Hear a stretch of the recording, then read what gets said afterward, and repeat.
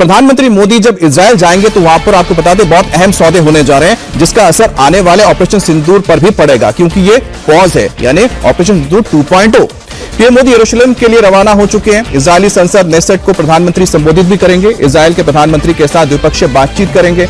Israel के राष्ट्रपति से भी मिलेंगे और होलोकॉस्ट मेमोरियल का भी दौरा करेंगे। आयरन डोम समेत 10 अरब डॉलर के रक्षा सहयोग पर बातचीत होगी। फ्री ट्रेड एग्रीमेंट पर भी डील होगी। लेकिन इन सब के बीच पीएम मोदी के इजरायल दौरे से कांग्रेस फायर है। कांग्रेस महासचिव और राहुल गांधी की बहन प्रियंका गांधी ने पीएम के दौरे को लेकर गाजा पर सवाल उठाया है। अब गाजा का बाजा बजाया जा रहा है।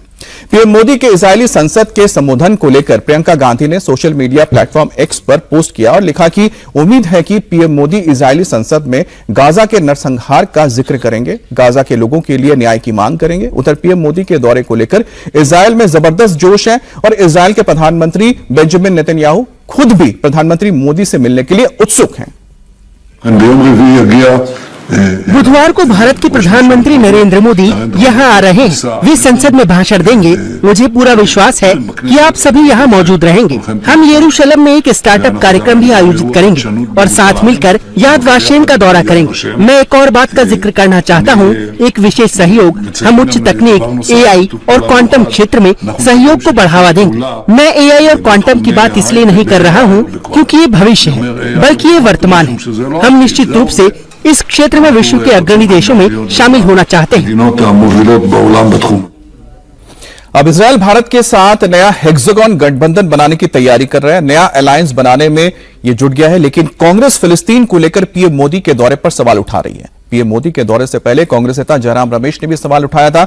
उन्होंने एक्स पोस्ट पर लिखा, कब्जे वाले वेस्ट बैंक के हजारों फिलिस्तीनियों को बेदखल और विस्थापित करने की इजरायल की कार्रवाई तेज हो गई है और इसकी दुनिया भर में कड़ी निंदा हो रही है। गाजा में नागरिकों पर इजरायल के हमले बेरहमी से जारी हैं। इजरायल और अमेरिका ईरान पर हवाई हमलों को लेकर योजना बना रहे हैं और इसके बावजूद प्रधानमंत्री इजरायल जा रहे हैं और अपने अच्छे मित्र प्रधानमंत्री नेतन्याहू से गर्मजोशी से मिलने वाले हैं, जो स्वयं गंभीर भ्रष्टाचार के आरोपों का सामना कर रहे हैं।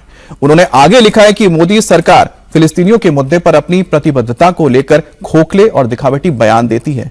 सच्चाई तो यही है कि मोदी सरकार ने उन्हें छोड़ दिया है और यह भुलाकर कि भारत 18 नवंबर 1988 को फिलिस्तीन राज्य को मान्यता देने वाले शुरुआती देशों में शामिल था। अब राहुल सर, दो चीजें, एक है कि भारत की जरूरत क्या है अपनी रक्षा को लेकर, दूसरा हो गया ये इंटरनेशनल जो संबंध है भारत के, चाहे वो फिलिस्तीन के साथ हो, इजरायल के साथ हो। प्रधानमंत्री मोदी जानते हैं कि उनको किस तरह से बैलेंस करना है। कांग्रेस को क्यों आग लगी है?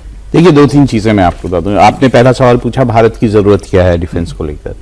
एक साइड पाकिस्तान है, एक साइड चीन है, आप बांग्लादेश को भी कह सकते हैं कि बहुत ज्यादा फ्रेंडली अब नहीं रहा है।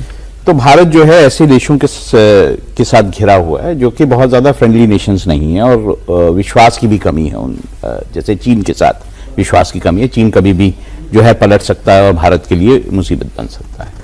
तो ये जरूरत है कि भारत को कई फ्रंट संभालने हैं और उन फ्रंट्स के लिए भारत को अपनी रक्षा के लिए हथियारों की जरूरत है, जो कि इजराइल जो है उसका बहुत मतलब माना हुआ दोस्त है। एक ये भी कह सकते हैं कि अब वो एक बड़ा लार्ज पार्टनर है जिससे भारत हथियार खरीदता है या टेक्नोलॉजी भी लेता है। तो ये जरूरत है और उसमें हमने कल जो है एक बार डिस्कस किया ही था कि किस तरह के हथियार जो है लेजर हथियार और बाकी मिसाइल्स और बाकी सब चीजें जो है बातचीत हो रही है। 8.some बिलियन डॉलर्स के हथियारों की बातचीत हो रही है। अब बात आती है बैलेंस की। देखिए, जो अरब वर्ल्ड है इस वक्त बहुत ज्यादा बटा हुआ है। अगर हम देखें जो हेक्सागोनल अलायंस की आप बात करें तो इंडिया, ग्रीस, आप कह सकते हैं साइप्रस, सऊदी अरेबिया, साइप्रस, इसको मिला के हेक्सागोनल एक जो है अलायंस बनाने की बात है। तो दूसरी तरफ कौन है? सऊदी अरेबिया है, दूसरी तरफ जो है जो है कह सकते हैं कतर है, टर्की है, ये एक और अलग एक्सेस है। तो बैलेंस बनाने की जरूरत भारत को है। अगर जैसे यूएई जो है और सऊदी अरेबिया में बनती नहीं है, ये दोनों अलग वो हो गए हैं बिल्कुल एक तरह से। और अगर किसी तरह का ट्राइलेटरल समझौता हो जाता है यूएई, भारत, इजराइल, तो वो भी भारत के लिए एक प्रॉब्लमेटिक चीज हो सकती है। हाँ। तो ये प्रॉब्लम्स हैं भारत को अरब वर्ल्ड में, क्योंकि अरब वर्ल्ड में बहुत अच्छे रिश्ते हैं, ऐसे में बैलेंस करके चलना ही होगा। और हम जानते हैं कि इजराइल के प्रति अरब वर्ल्ड के बहुत सारे देशों का क्या रवैया। लेकिन साथ में राकेश सर आपसे मैं पूछूं सवाल, लेकिन उससे पहले कुछ आंकड़े आपको जानना जरूरी है, क्योंकि सवाल उठाया गया है कांग्रेस के दो बड़े नेताओं की ओर से। एक है जयराम रमेश, दूसरी है प्रियंका गांधी। अब उन्होंने कहा कि गाजा के लिए भारत ने क्या किया। अब 2023 में भारत ने लगातार गाजा के लिए क्या एड भेजे, करीब 70 मिलियन टन बताया जा रहा है कि उसमें भेजा गया है, एड भेजा गया, सप्लाईज भेजी गई हैं। साथ ही साथ जो सहयोग दिया जाता है यूनाइटेड नेशंस की ओर से, उसमें भी एक आंकड़ा आ रहा है कि करीब $5 बिलियन का सहयोग भारत ने दिया है। इस तरह की चीजें हो रही है। लेकिन जब गाजा करते हैं सर, ये भूल जाते हैं कि गाजा में हमास है। अब हमास को लेकर दो बहुत अहम चौंकाने वाली चीजें आई थी। लश्कर तैयबा का फैजल नदीम, ये दोहा में 2024 में किससे मिला था? हमास के कमांडर से जाके मिलता है, हमास के लीडर से जाके मिलता है। उसके अलावा जनवरी 7 हमास का कमांडर नजीर जहीर लश्कर के राशिद अली के साथ गुजरावाला में देखा जाता है खुलेआम। अब बताइए कि भारत यहां पर अपनी रक्षा के बारे में सोचे लश्कर को लेके, या फिर हमास या गाजा के बारे में सोचे? देखिए, यहाँ पे प्रश्न ये है कि प्रियंका वाड्रा जी की तरफ से सिर्फ एक सवाल उठाया जाता है कि भारत सरकार सही के साथ खड़े हो। सही किसको मानती है वो? सही इजराइल है या हमास है? हमास अपने ही फिलिस्तीनी और गाजा के नागरिकों के पीछे छुपके छद्म हमला करता है। बिल्कुल। हमास इजरायली नागरिकों का अपहरण करके उनका कत्लेआम करता है। तो क्या प्रियंका जी हमास को सही मानती हैं? क्या प्रियंका जी का ये कहना कि इजराइल जाके और प्रधानमंत्री नरेंद्र मोदी जी हमास की पैरवी करें?